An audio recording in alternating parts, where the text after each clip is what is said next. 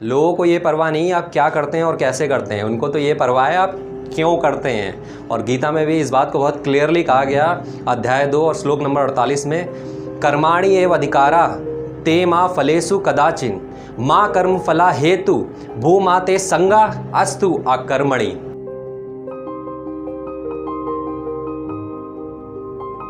Hi friends, this is विजय। और किसी ने खूब कहा है कि मकसद सही हो और इरादे नेक हों तो कहीं ना कहीं ईश्वर भी आपकी मदद करते हैं। सो आज की जो स्टोरी है बहुत ही फैंटास्टिक है, बहुत ही अमेजिंग है। और इसको सुनाने से पहले मैं आपको ये बताना चाहता हूँ कि इस वीडियो को लास्ट तक देखें, क्योंकि जो कॉन्सेप्ट मैंने आखिरी में दिया है वो जीवन का आधार है और डेफिनेटली वो आपका जीवन बदल के रख देगा अगर आपने इससे कुछ सीखा तो। और इसको स्टार्ट करने से पहले मैं आपसे 3 सवाल पूछूंगा। आपने सोचा है कभी क्यों लोग सफल होते हैं और क्यों लोग पूरी ज़िंदगी मेहनत करते हैं उनको समृद्धि और सफलता नहीं मिल पाती है, और क्यों केवल 1% लोगों के पास ही वो समृद्धि और सफलता है जो पूरी दुनिया में है? सारे क्वेश्चंस का आंसर मैं आपको छोटी सी स्टोरी के थ्रू समझाता हूँ। आप लोगों में से सबने राइट ब्रदर्स का नाम सुना होगा। अरे वही दोनों भाई जो हवा से हल्की मशीन उड़ने वाली बनाने की कोशिश कर रहे थे, और वही दोनों भाई जो हमारे 3rd स्टैंडर्ड में, 4th स्टैंडर्ड में और 5th स्टैंडर्ड में थे। उनकी बात मैं आपसे करने जा रहा हूँ। और उस समय जब ये फाइंड आउट कर रहे थे ना, ये मशीन कैसे बनेगी, कैसे हवा में उड़ेगी, उस समय मार्केट में बहुत कंपटीशन चल रहा था। हर कोई ट्राई करना चाह रहा था इस नए इनोवेशन को, और ये मार्केट में .com की तरह फैला हुआ था, जैसे आजकल ई-कॉमर्स फैला हुआ है। हर कोई कोशिश कर रहा है ई-कॉमर्स में जाने के लिए। बहरहाल उसी टाइम ये मौका मिला साइमन पिंपट लैंगली को, जो कि एक एरोनॉटिक साइंटिस्ट और फिजिस्ट थे। आप लोगों में से किसी ने साइमन पिंपट लैंगली का नाम सुना? He was a scientist. किसी ने सुना आप लोगों में से? I can bat on it किसी ने नहीं सुना होगा। और उनके पास वो सब कुछ था जो एक सक्सेस और समृद्धि पाने के लिए ज़रूरी होता है। वो चारों चीज़ें जो सक्सेस और समृद्धि पाने के लिए ज़रूरी होती है। Number 1 money, number 2 knowledge, number 3 team, number 4 market condition. Number 1 money was not a problem for me because he got $50,000 from war department, और वो भी 120 साल पहले। सोचिए, $50,000 मिले थे उनको फाइंड आउट करने के लिए ये हवा से हल्की उड़ने वाली मशीन बनेगी कैसे। नंबर 2 नॉलेज, जैसे कि मैंने आपको पहले बताया, he was a physicist and scientist. So knowledge किसी वैज्ञानिक के लिए आसान होगा ना, मेरे और आपसे ज़्यादा आसान होगा कि वो फाइंड आउट करे कि ये मशीन कैसे बनेगी या कोई काम कैसे होगा, नया इनोवेशन। तो एक साइंटिस्ट के लिए बहुत आसान होता है। नंबर 3 गलती हो जाती है यार बोलने में, बीच में लोगों को, आपको हंसी भी आती होगी इसमें कि मैं बीच में गलती कर देता हूँ। कोई नहीं, we are a human being. So number 3 is team. Was having a seat in Harvard, और हार्वर्ड यूनिवर्सिटी में उनको 50 लोगों की टीम मिली थी, और उस समय के सारे बिग माइंड्स को वो जानता था। साइमन पिंपट लैंगली जो बहुत बड़े बड़े साइंटिस्ट थे, उनको बाकायदा एक सीट मिली थी हार्वर्ड यूनिवर्सिटी में कि वो फाइंड आउट कर सकें ये हवा से उड़ने वाली हल्की मशीन बनेगी कैसे। और number 4 market condition was fantastic for him, क्योंकि न्यूयॉर्क टाइम उनको सब जगह फॉलो कर रहा था। जहाँ भी साइमन पिंपट लैंगली जाता था, नाखून से लेके बाल के कतरे तक उसको फॉलो किया जाता था कि वो क्या कर रहा है, उसका नया प्रोजेक्ट क्या होगा, नया काम क्या करने वाला है वो।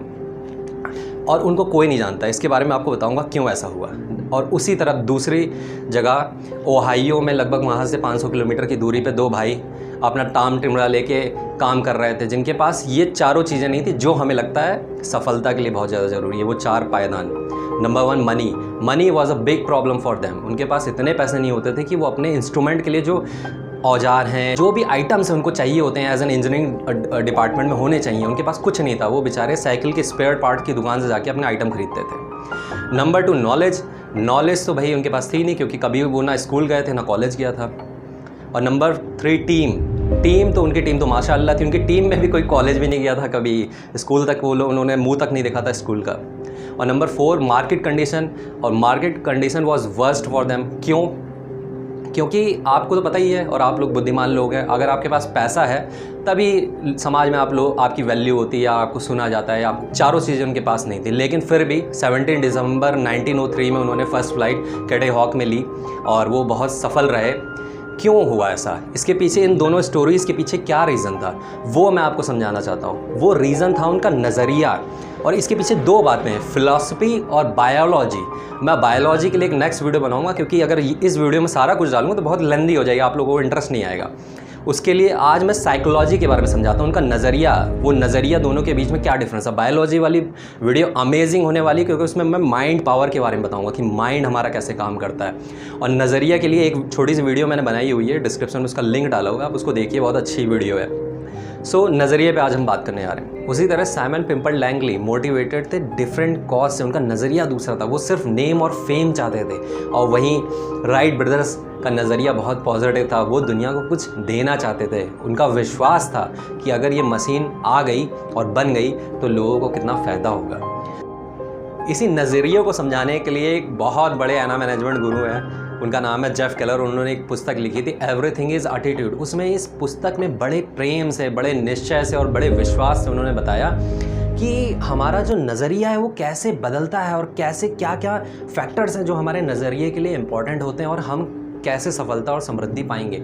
और उन्होंने बताया कि जीवन में जो कुछ भी हमारे हो रहा है, जो भी सिचुएशन हो रही है, वो सिर्फ हो रही है हमारे नज़रिए की वजह से।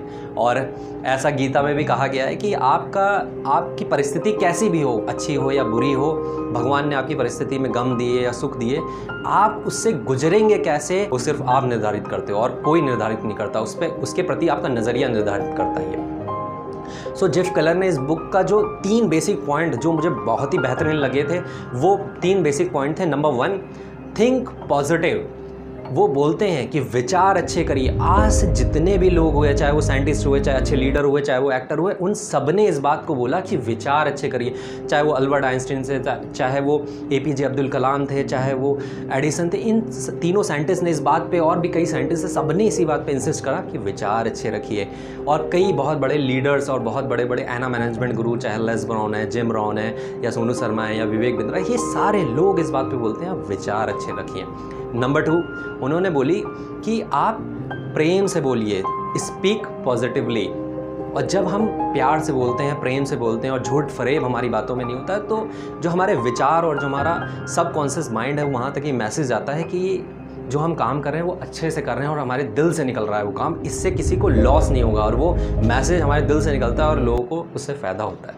उन्होंने नंबर 3 बोला, heavens help those who act. आपको इन दोनों बातों को ध्यान में रखते हुए, विचार अच्छे करते हुए और बोलचाल अच्छे करते हुए आपको काम करना पड़ेगा, क्योंकि बिना कर्म किए तो कुछ भी नहीं होता है। चाहे वो गीता हो, चाहे वो कुरान हो, चाहे वो बाइबल हो, इन तीनों किताबों में इस बात को बहुत डीपली कहा गया कि आप कर्म करें। और लोगों को ये परवाह नहीं है आप क्या करते हैं और कैसे करते हैं, उनको तो ये परवाह है आप क्यों करते हैं। और गीता में भी इस बात को बहुत क्लियरली कहा गया, अध्याय 2 और श्लोक नंबर 48 में, कर्माणि एव अधिकारा ते मा फलेषु कदाचिन माँ कर्म फला हेतु भूमा ते संगा अस्तु अकर्मणि। गीता के इस श्लोक में भी बहुत प्रेम से इस बात को समझाई गई कि आप सिर्फ कर्म करें, फल की चिंता ना करें। सो गाइस, और हम भी एक कॉज पे काम कर रहे हैं, हम दुनिया को कुछ देना चाहते हैं। मैं इस कॉज पे हमारी टीम के साथ काम कर रहा हूँ कि जो स्ट्रेस और डिप्रेशन मार्केट में फैला हुआ है इस पैंडेमिक के टाइम पे, हर साल लगभग 1.5 लाख लोग सुसाइड करते हैं, और जिस तरह अभी मार्केट की सिचुएशन चल रही है तो और भी लोग सुसाइड कर सकते हैं। तो मेरा ये मोटिव है, ये मेरी डिज़ायर है कि ये जो मैसेज है ये मैक्सिमम लोगों तक पहुँचे, जिससे वो अपना नज़रिया बदल पाएँ। इसीलिए तो विजय बोलता है, नज़रिया बदलो, जीवन खुद ब खुद बदल जाएगा। और इसको, वीडियो को शेयर करें अगर आपका मन करे, अगर आपको अच्छा लगे तो इसको शेयर करें, और चैनल को सब्सक्राइब करेंगे तो ये मैसेज ज़्यादा से ज़्यादा लोगों तक पहुँचेगा। और वो भी आपके ऊपर डिपेंड करता है, इसके ऊपर कोई फोर्स नहीं है। आपको अगर अच्छी लगी तो इसको शेयर और सब्सक्राइब करें, लाइक और कमेंट भी करें। जैसे कई सारे मेरे फ्रेंड्स ने मुझे कमेंट करा, मुझे बहुत अच्छा लगा सुन के। जैसे विवेकानंद तिवारी जी ने करा, और विनय ने करा, सूरज ने करा, आशीष ने करा, अक्षय ने करा, वैभव ने करा, इन सब ने कमेंट करा और बताया कि इसको कैसे इम्प्रूव कर सकते हैं वीडियो को। और आप भी मुझे कमेंट करके बताएं, कोई मैं बहुत बड़ा ज्ञाता तो हूँ नहीं कि मुझे सब कुछ पता है। आप ही लोगों की नॉलेज से मुझे पता चल पाएगा कि किस तरह की वीडियो हम शेयर करें या बनाएं जिससे लोगों का और ज़्यादा फ़ायदा हो पाए, मैक्सिमम लोगों तक हम पहुँचें और उनका फ़ायदा हो पाए। इसमें आप भी मेरी हेल्प कर सकते हैं वो मैसेज को शेयर करके, और इसको शेयर करें जिससे ज़्यादा से ज़्यादा लोगों तक ये मैसेज पहुँचे। So guys, thank you for watching me and I am really love you and see you other side. Goodbye and take care.